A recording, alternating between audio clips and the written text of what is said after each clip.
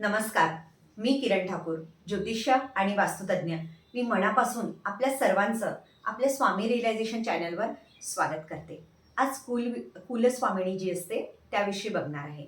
खूप जणांचे मला प्रश्न असतात की ताई कुलस्वामिनी माहीत नाही.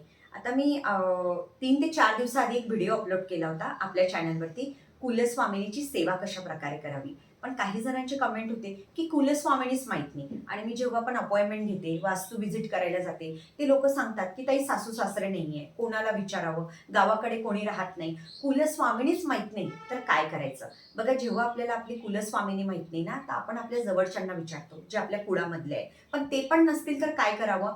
तर तुम्ही एकच काम करा. एखाद्या मंगळवारी कळसची स्थापना तुमच्या देवघरामध्ये करा.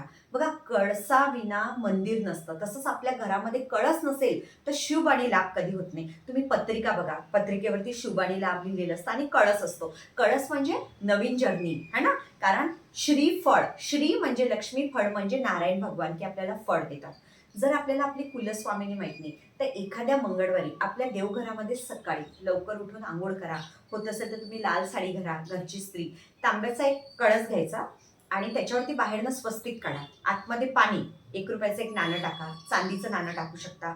लाल फुलं, हळदी कुंकाने पूजा करा आणि वरती नारळ येणार आणि खायची 5 पानं. या तुम्ही आंब्याची पानं, आंब्याच्या झाडाची पानं सुद्धा ठेवू शकता, 5. त्यानंतर तुम्ही श्रीफळ ठेवता आणि जी शेंडी असतं नारळाची ती वर असायला पाहिजे. आणि कळसाची स्थापना आपल्या देवघराची उजवी बाजू, जेव्हा आपण उभे राहणार तर आपली डावी येणार है ना.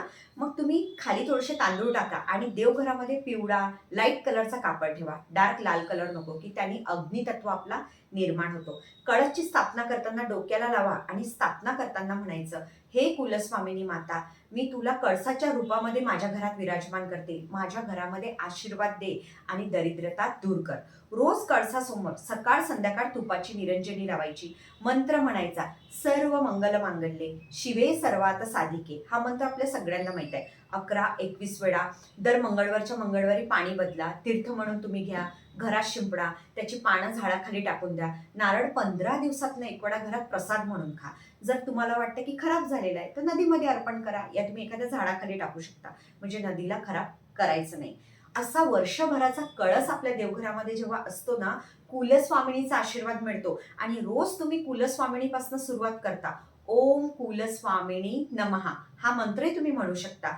तर सर्वात आधी आपल्या कुळामध्ये कुलस्वामिनीचा आशीर्वाद मिळतो. दर नवरात्रामध्ये दुर्गा मातेची ओटी भरायची. कुलस्वामिनी माहित नाही, मग दुर्गा मातेची भरा, एखाद्या स्त्रीची तुम्ही ओटी भरा, त्याने तुमचे दोष दूर होतात. आणि हा व्हिडिओ सगळ्यांना शेअर करा, कारण खूप जण तेच विचारतात परत परत की ताई काय करायला पाहिजे. तर व्हिडिओ बघा आणि उपाय करा.